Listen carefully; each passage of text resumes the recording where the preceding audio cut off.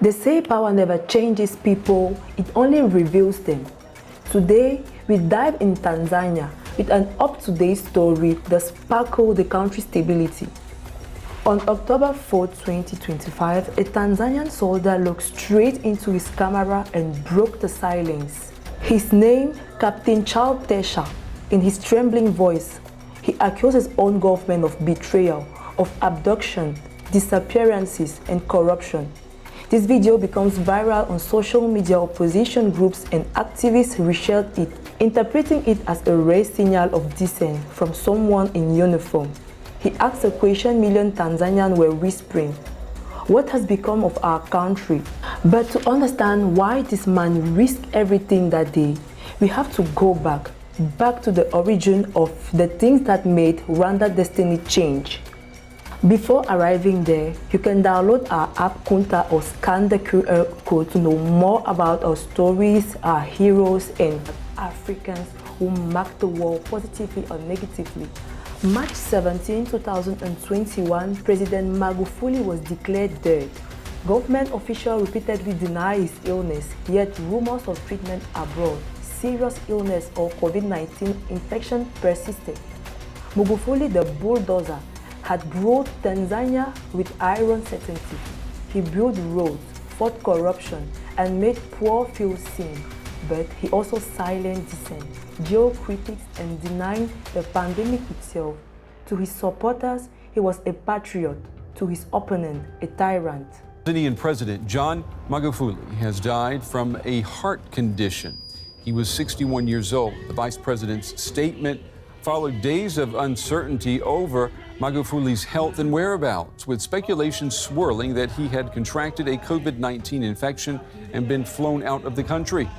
Magufuli had long denied that coronavirus was a problem. He told Tanzanians not to wear masks. When his death was announced, the nation stood between relief and grief, unsure of what was about to happen. Then history was made. On March 19, 2021, Vice President Samia Suluhu Hassan took an oath of office, becoming Tanzania's first female president. Born in Zanzibar in 1960, a quiet bureaucrat turned stateswoman, she embodied calm and reconciliation. President Samia Suluhu Hassan of Tanzania took her oath for a second term earlier today, now in a ceremony held at the military parade grounds in the capital, Dodoma. Suluhu, who was sworn in a tightly guarded event, warned those who were involved in the deadly demonstration witnessed during and after the October 29th poll, promising to pursue the planners and perpetrators. Suluhu also pledged to unite the country, which she said had been deeply divided by divisive politics. Chague hekima badala ya ghadhabu, busara badala ya mihemuko, upendo badala ya chuki, uvumilivu badala ya vinyongo, umoja badala ya mgawanyiko, na amani badala ya vurugu. She promised unity, stability, and a new beginning. The world applauded. She is the woman who will heal Tanzania, they said. But soon, Tanzania discovered that not every calm sea is safe to sail. Before diving deeper, let's remember one name: Julius Nyerere, the founding father, first president of Tanzania. He dreamt of unity, self-reliant Tanzanian, built on equality and African dignity. But the dream of Ujuma has faded.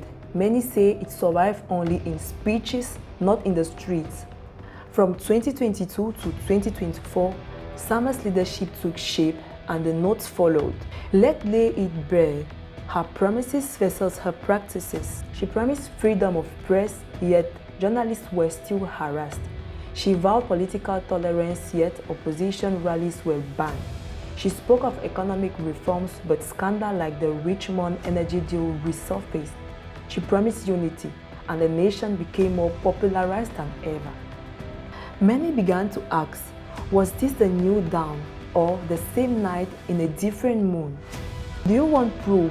One activist asked. The proof came soon enough.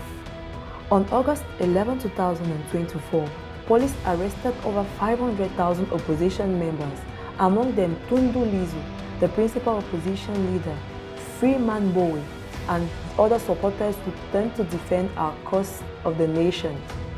Their crime trying to hold a peaceful political gathering. The government said it was for security reasons, but the reason was clear: silence or suffer. Soon, people began disappearing. Names vanished from record. Journalists, activists, students swallowed by the system. Amongst them was Ali Kibao, a young activist known for his fiercest post online. On September 6, 2024, he disappeared. Days later, his body was found near the coast. His name became a symbol of fear. An initial investigation into the killing of a senior opposition official in Tanzania has found that he was beaten and doused with acid, according to his party. The body of Ali Mohammed Kibao, a member of the secretariat of the main opposition Chadema party, was found on Saturday, a day after two armed men forced him off a bus heading from Dar es Salaam to the northeastern port city of Tanga, party chairman Freeman Bowe said on Sunday. Now, the preliminary post-mortem has been done, and it is obvious that Ali Kibao has been killed after being severely beaten and even having acid poured on his face, Mbowe told journalists, adding that a full autopsy report was expected. We cannot allow our people to continue disappearing or being killed like this, he said. He added that several other party officials had also gone missing without giving details. People began to ask if Ali Kibao could vanish, who is then safe? Soon, an animated video began circulating, a cartoon showing Sama seated on a remote, commanding every move of the nation. The message: she was now in full control, turning Tanzania into one-woman show. Online, the debate raged. Some called her strong leader in a third world, others called her smiling dictator. But one question lingered: what happened to all those people who disappeared? And this brings us to Tundu Lissu, the principal opposition leader, the man the government could not silence. A lawyer, opposition leader, and survivor of the assassination attempt, he was locked up after several trials postponed. International lawyers tried to defend him. We can cite Martha Karua, a Kenyan lawyer, Boniface Nyangwi, a Kenyan activist, and other supporters who supported his case. But Tanzania deported and retained them at the airport, warning them not to interfere in Tanzanian affairs. In January 2023, he returned from exile, vowing to continue to fight for democracy. Many rallied behind him, activists, lawyers, students, risking everything to defend him. But Lissu and his legal team opposed this, citing the need for transparency and due process. The Chadema party leader was arrested on 9th April following his rallying call for no reforms, no election, telling supporters that the general elections due in October this year should not go ahead unless there are electoral reforms. But pressure grew, arrests followed, but Tanzania group remained stable. But once again, Tanzania hope was dragged into the shadow. 2 weeks after Captain Tesha's video, another storm broke out. October 18, 2025, opposition figure John H. tried to travel to Kenya to attend Raila Odinga's funeral. He was stopped at the border, but rather imagine who attended the funeral to represent Tanzania. Vice President Philip Mpango, government ministers, former President Kikwete, Rostan Aziz, those suspected to destroy the country's stability. Fear spread like smoke. That was the final spark. Captain Tesha, disillusioned and furious, revealed his video to the world. He spoke for over 2 hours, calling corruption scandal the Richmond Energy, Togeta escrow fraud, the collapses of the economy, and the betrayal of Tanzania founding ideals. He listed specific names: former President Kikwete, businessman Rostan Aziz. He called them the deep of the state and said they have been looting the country for so many years. In anger, he said this haunting phrase: "We have lost the soul of our nation." And then came the election day, October 29, 2025, a date already written in tensions. Many opposition leaders were in prison, the others were too small to matter. The result was predictable. Samia Suluhu declared the winner with 97% of the vote. Political scientist Nicodemus Mondi said it best. From 2021 to 2025, Tanzania didn't vote, it was instructed. Outside, people sang. Inside, the silence of fear returned. Tanzania, a land of mountain, music and lakes, a nation poor in justice. People tired of strong leaders and weak institutions. There have been over 60 abductions and enforced disappearances across the country, and the number is growing. It's completely a sham. There's no election at all.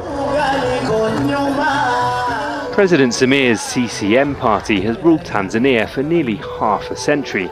She took office after President John Magufuli died 4 years ago. She's promising major infrastructure projects and universal health insurance, and she doesn't want planned election day protests to get in the way. I want to assure the youth of Tanzania, do not be deceived into destroying your country's peace. Follow the government and the law, and you will live in safety and peace, and no one will disturb you. And for all the pride of having the first female president, when power becomes absolute, even history bows its head. The tragedy is not that Samia is a woman, but that she chose the same path as the men who came before her. What will be told about women in power? She can even continue, but the expectations are quite high, and I could put them in two levels. The first level is the policy one, and the second is more of the social. In the policy level, there are now expectations that being a woman president, she could really walk the talk. She has been talking about women empowerment, economic empowerment. But when it's come to socially, there are also expectations among women in Tanzania that having a woman president, they will have a really better life, and that means money. The question is where the money coming from. So what now? The answer lies not in the State House, but in the hearts of the Tanzanians.